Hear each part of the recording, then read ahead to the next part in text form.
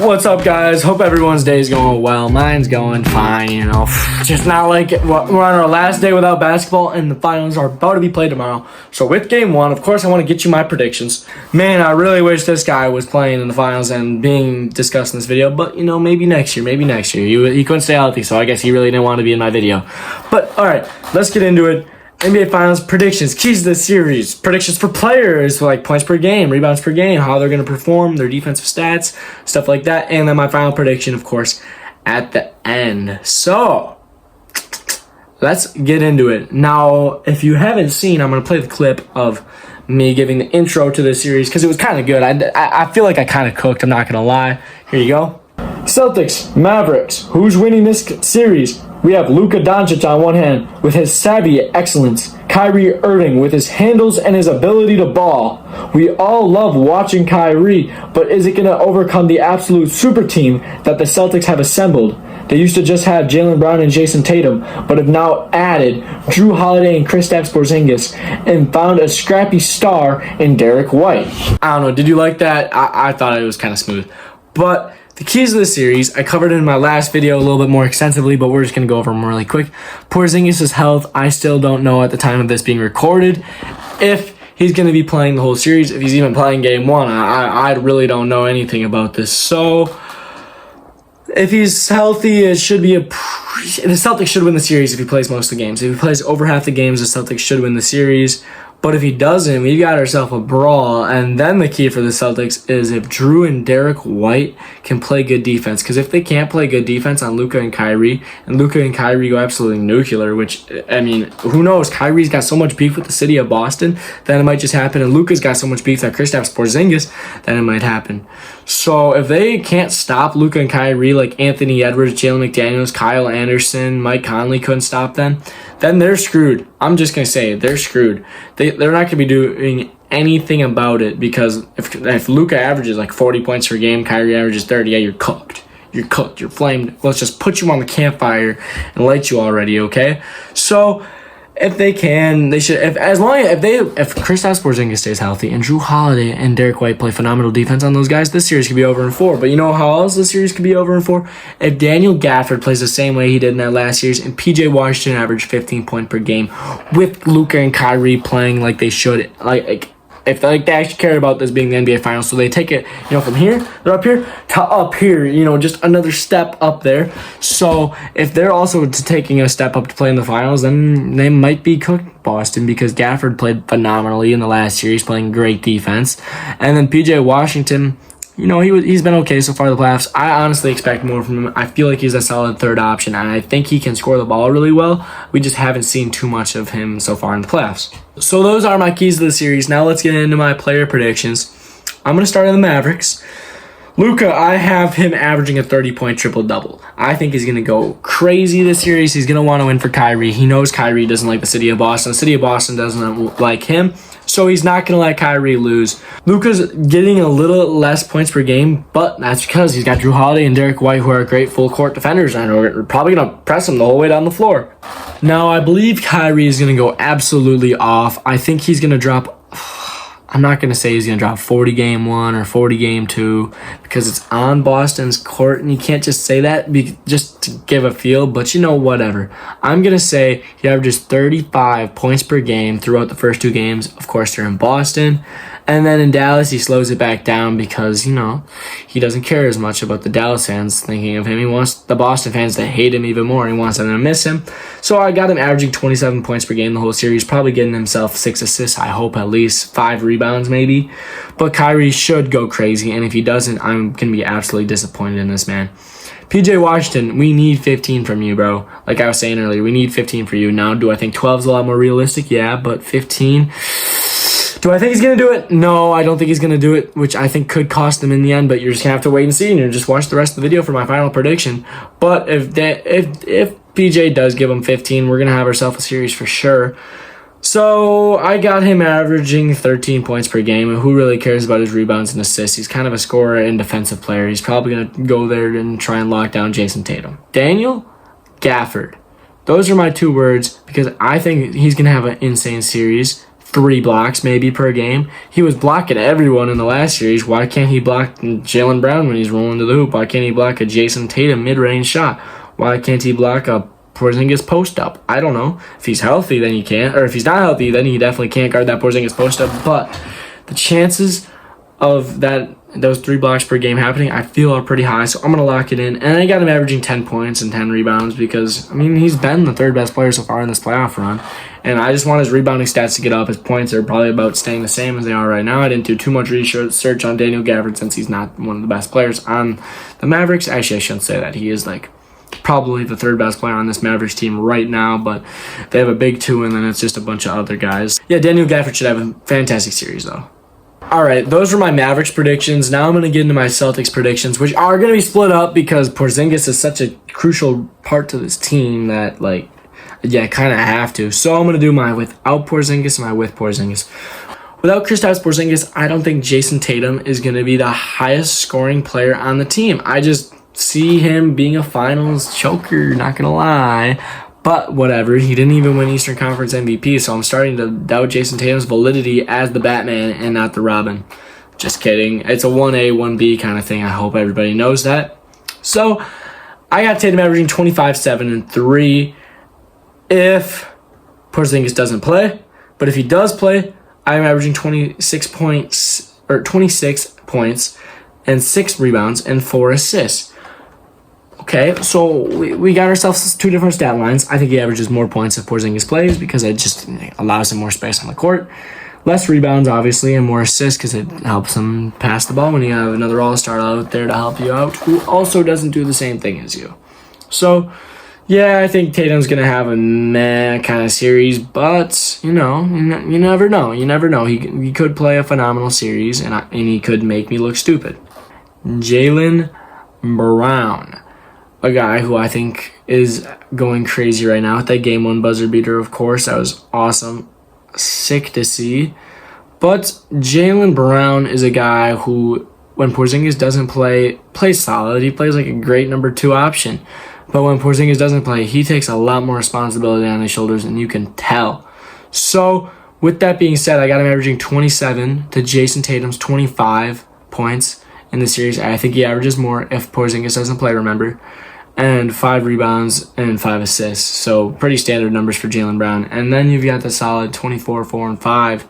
Of course, if Porzingis doesn't play, less points, less rebounds, same amount of assists. Jaylen Brown doesn't have the ball in his hands too much.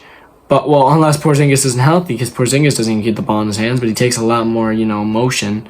He's got a lot of more motion than Jaylen Brown. Now, Jaylen Brown's probably going to get some crafty baskets. He's probably going to do the stuff that he needs to do this series, but he's not going to do anything that's going to absolutely change the outcome of this series unless Porzingis doesn't play. If Porzingis doesn't play, then Jaylen Brown is an absolute stud and plays better than Jason Tatum. That's my prediction for him. Derek White going to be a stud if Porzingis doesn't play. 17, 6, and 4. Are you kidding me? Derek White with good defense too? They need Derek White to play well. He would be the 3rd option on this team. Now, do they really need a 3rd option? Because it's going to be duo, but he's still an all-star caliber guy. And if Porzingis doesn't play, he's still going to average 14, 5, and 4 in my opinion. And that's not much worse than Derek White without Porzingis. He's a guy that doesn't get affected too much. His points, obviously, because Porzingis is about a 20-point-per-game scorer. Gets affected his points down by 3, but still not too big a change. And then you've got Jrue Holiday. 14, 4, and 7. Jrue Holiday has been playing really well, actually, since Porzingis has been out. And that kind of surprises me, because normally if you take the posts out of the game, Jrue Holiday has historically been bad in playoff series. Now I'm talking Pelicans days, and I'm kind of talking Bucks days, because I remember a couple games where Brook... couple times, the Bucks. You even take Giannis out when they played the Hawks. He didn't play well, but lucky Chris Middleton went off. Well, that's a whole different thing. But yeah, I've got him going down to 11, 3, and 4 and 7. 11, 3, and 7 if Porzingis doesn't play. So just dropping him another 3 points, dropping him a rebound like everybody else, but keeping the same amount of assists. I thought about bringing him up, but how hard is it to average 8 assists in a playoff series? It's actually harder than you probably think it is. He's got to be playing some critical D, so he's not going to be spending too much time on his offensive game. Drew, another one of the keys to the series, of course, like I said, with his defense. But if he's able to bring his best on offense, this series also could flip on its head. Al Horford, who's going to play a pretty big role if Porzingis isn't healthy. I got him averaging 7, 8, and 1. And, well, now it's Al Horford. Like I said, if he wins the series, he's got a lot on the line right here. He cannot lose again in the finals. This man will probably never get a ring if he doesn't win this year. So get him that ring. He's going to work for it. He's going to get those 8 rebounds. But if Porzingis does play 4, 3, and 1 coming his way, I don't think he's going to get too many minutes off the bench.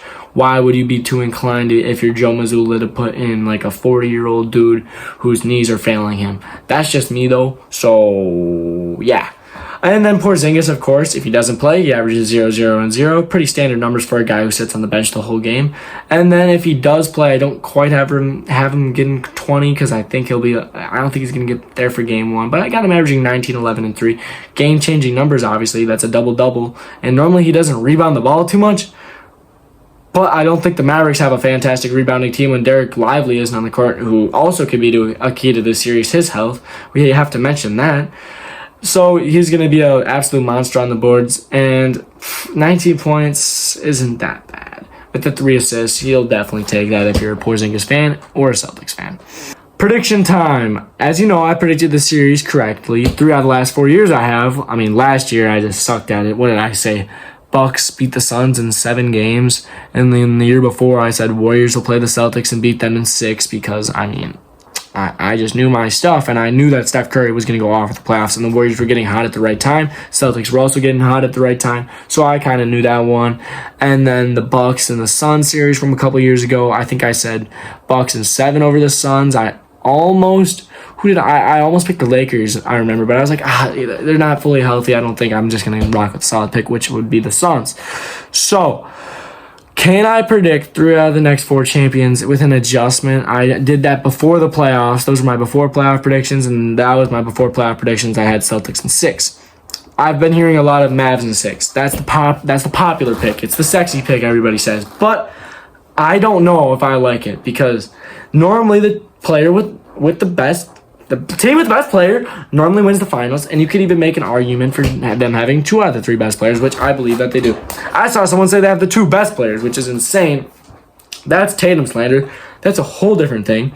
But a lot of people are like Mavs in 6, Mavs in 5. They're looking so good right now. The West always beats the East, man. When was the last time the East won the finals? That would be my Milwaukee Bucks, of course. But before that, it was Cavs in 2016. Oh, no. Can't forget those Raptors 2019 team. The most forgotten NBA championship in recent history. So, when it comes down to it, when you look at the Celtics, no one wants to pick them because they're the more boring team. They're not very flashy.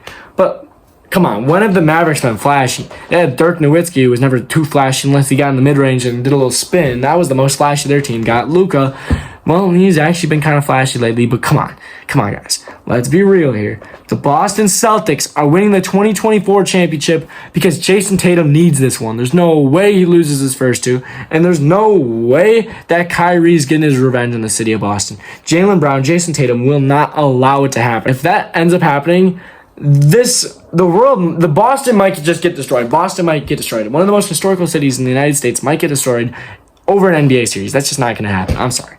They might throw riots in the city, but they're not going to need to unless they want to if they win the championship. I mean, you never know with Philly fans or Boston fans. So I'm going to say I'm sticking to my gut. I'm going to be an honest guy.